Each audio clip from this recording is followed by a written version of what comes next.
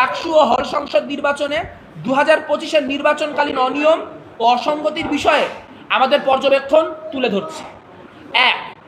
TSC সহ বিভিন্ন vote কেন্দ্রে ভোটারদের নির্দিষ্ট প্যানেলের পক্ষে ভোট দেওয়া ব্যালট পেপার সরবরাহ এবং ভোটারের উপস্থিতি ছাড়া ভোটার তালিকায় উপস্থিতির স্বাক্ষর নিয়ে নেওয়া সহ নানাবিধ জালিয়াতির সংবাদ নির্বাচনী সময়ে গণমাধ্যমেই প্রচারিত হয়েছে। 2. বিভিন্ন কেন্দ্রে ভোটার উপস্থিতি ও ভোটদানের হারে অসামঞ্জস্যতা পরিলক্ষিত হওয়ায় অধিকাংশ প্যানেল এবং একাধিক স্বতন্ত্র প্রার্থী ইতপূর্বে স্বাক্ষরকৃত ভোটারদের তালিকা এবং ভোট কেন্দ্রের সিসিটিভি ফুটেজ চেয়ে ঢাকা বিশ্ববিদ্যালয় প্রশাসন বরাবর আবেদন করেছে, কিন্তু ঢাকা বিশ্ববিদ্যালয় প্রশাসন এ বিষয়ে বারবার আশ্বাস দিলেও কার্যকর কোনো পদক্ষেপ গ্রহণ করেননি। 3. বিভিন্ন ভোট কেন্দ্রে ব্যবহৃত ব্যালট পেপারে কোনো ক্রমিক নাম্বার ছিল না। এছাড়াও ছাপানো ব্যালটের সংখ্যা, কেন্দ্রসমূহের সরবরাহকৃত ব্যবহৃত ও বাতিল হওয়া ব্যালটের পেপারের সংখ্যা এবং ভোট গ্রহণ শেষে ফেরতকৃত ব্যালট পেপারের সংখ্যা কোথাও প্রকাশ করা হয়নি। 4. নির্বাচনে ব্যবহৃত ব্যালট পেপার কোন স্থান থেকে ছাপানো হয়েছে সে বিষয়ে কোনো তথ্য প্রকাশ করা হয়নি।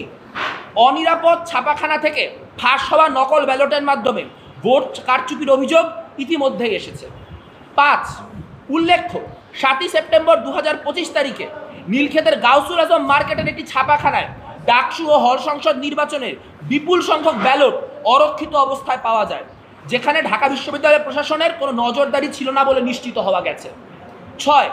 ওএমআর ম্যানিপুলেশনের অভিযোগ এসেছে। একটি কেন্দ্রে পোলিং এজেন্ট কর্তৃক ধারণকৃত ভিডিওতে দেখা গেছে ওএমআর মেশিনের নিচে দেওয়া ব্যালট পেপারে যেই প্রার্থীকে ভোট দেওয়া হয়েছে সফটওয়্যারে সেই ভোটটি অন্য প্রার্থীকে দেওয়া হয়েছে বলে দেখানো হচ্ছে। এই বিষয়টি নিয়েও প্রশাসন কিছুই বলেনি। 7. ডাকসু নির্বাচন অনুষ্ঠিত হওয়ার 4 দিন পর তথা 13 সেপ্টেম্বর 2025 শনিবার ঢাকা বিশ্ববিদ্যালয় প্রশাসন কর্তৃক বিশেষ অনুষ্ঠানে ভোট গণনা মেশিন ও সফটওয়্যার নির্ভুলতা ও বিশ্বাসযোগ্যতা যাচাইয়ের সময় নির্দিষ্ট কয়েকজন শিক্ষক ও টেকনিশিয়ান উপস্থিত থাকলেও ভোটার ও প্রার্থীদের এ বিষয়ে অবহিত করা হয়নি। 8. ভোট গ্রহণের আগের মধ্যরাতে পোলিং এজেন্টের তালিকা প্রকাশ করা হয়, যেখানে প্রার্থীদের প্রস্তাবিত বিভিন্ন ভোট কেন্দ্রের এজেন্টদের বাদ দেওয়া হয়। কোন প্রক্রিয়ার মাধ্যমে এজেন্টদের বাছাই করা হয়েছে তা প্রকাশ করা হয়নি। 9. ভোটারদের আঙুলে অমোচনীয় কালি ব্যবহার না করা এবং একই ভোটার একাধিকবার ভোট দিতে যাওয়ার অভিযোগ এসেছে। উল্লেখ্য, ডাকসুতে নির্বাচিত একজন সদস্য এই অভিযোগের বিষয়টি নির্বাচনের দিনই মিডিয়াতে বললেও এই বিষয়ে প্রশাসন কোনো বক্তব্য দেয়নি। 10.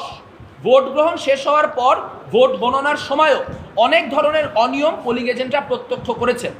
এসবের মধ্যে ভোট গণনা শুরু করতে গড়িমসি, নির্দিষ্ট প্রার্থীদের অবৈধভাবে গণনার স্থলে অবস্থান, গণনার মেশিন ও প্রোগ্রাম সম্পর্কিত ধোঁয়াশা, গণনার সময় পোলিং এজেন্টদের মেশিন থেকে দূরে রাখা উল্লেখযোগ্য।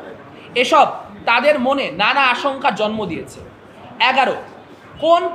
কোন প্রক্রিয়ায় পোলিং অফিসার নিয়োগ দেওয়া হয়েছে সে বিষয়ে অস্পষ্টতা রয়েছে।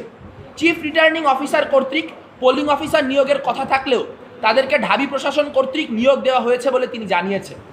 নির্বাচনী আচরণবিধি সম্পর্কে ন্যূনতম ধারণা না থাকায় বিভিন্ন পোলিং অফিসাররা নির্বাচনী আচরণবিধি সম্পর্কে ভুল তথ্য দিয়ে প্রার্থীদের বিরুদ্ধে আচরণবিধি লঙ্ঘনের ভুয়া অভিযোগ তুলে নির্বাচনকে প্রভাবিত করেছে। 12. অস্বচ্ছ ব্যালট বক্স ব্যবহারের কারণে বিভিন্ন অভিযোগ ও বিতর্ক সৃষ্টি হয়েছে। অনেক ভোট কেন্দ্রে মার্কার শেষ হয়ে যাওয়ায় ভোটারদের বল পেন দিয়ে ব্যালট পেপারে ক্রস দিতে বলা হয়েছে। বল পেনে ক্রস দেওয়া ভোটগুলো ওএমআর মেশিন সঠিকভাবে রিড করতে পারেনি বলে অনেক ভোট গণনা হয়নি বলে অনেক পোলিং এজেন্টরা লক্ষ্য করেছে। ঢাকা বিশ্ববিদ্যালয় অধ্যাদেশ 1973 ও ডাকসু ও হল সংসদ নির্বাচন বিধিমালা 2025 অনুসারে বারবার সংশ্লিষ্ট কর্তৃপক্ষকে অনিয়ম ও অসঙ্গতি সমূহের বিষয়ে অবগত করে সমাধানের দাবি জানালেও তারা কার্যকর পদক্ষেপ নেননি, বরং ইচ্ছাকৃতভাবে কালক্ষেপণ করেছে। এর ফলে ডাকসু ও হল সংসদ নির্বাচন 2025 ক্রমশই একটি অগণতান্ত্রিক, অনিয়মে পূর্ণ ও প্রশ্নবিদ্ধ নির্বাচন হিসেবে ইতিহাসে চিহ্নিত হওয়ার পথে এগোচ্ছে।